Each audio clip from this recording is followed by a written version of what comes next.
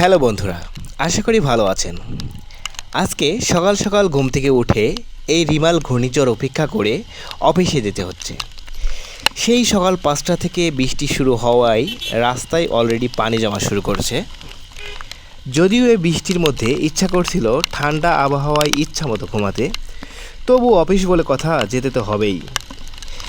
তাই দেখতেই পাচ্ছেন কিভাবে ভিজে বৃষ্টি বাদল উপেক্ষা করে কত কষ্ট করে অফিসে যেতে হচ্ছে।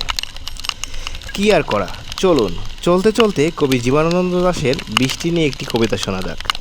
এই জল ভালো লাগে, বৃষ্টির রূপালী জল কতদিন এসে ধুয়েছে আমার দেহ, বুলায়ে দিয়েছে চুল।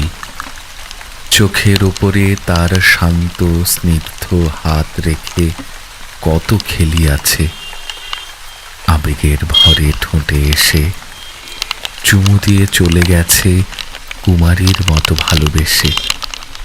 এই জল ভালো লাগে।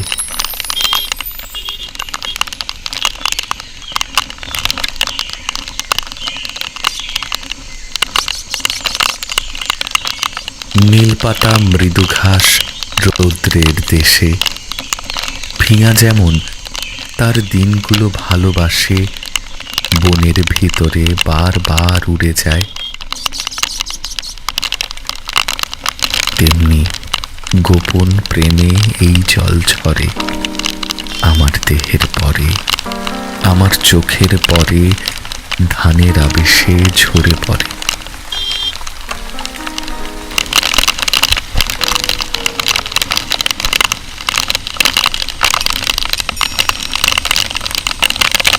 যখন অঘ্রাণ রাতে ভরা ক্ষেত হয়েছে হলুদ,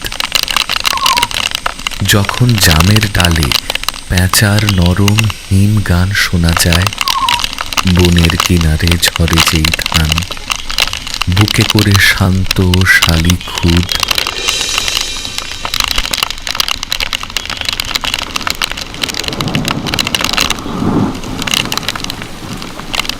তেমনি ঝরিছে জল আমার ঠোঁটের পরে, চোখের পাতায়, আমার চুলের পরে। অপরাহ্নে রাঙা রোদ সবুজ আভায় রেখেছে নরম হাত, যেন তার ঢালিছে বুকের থেকে দুধ। এই জল ভালো লাগে, এই জল ভালো লাগে।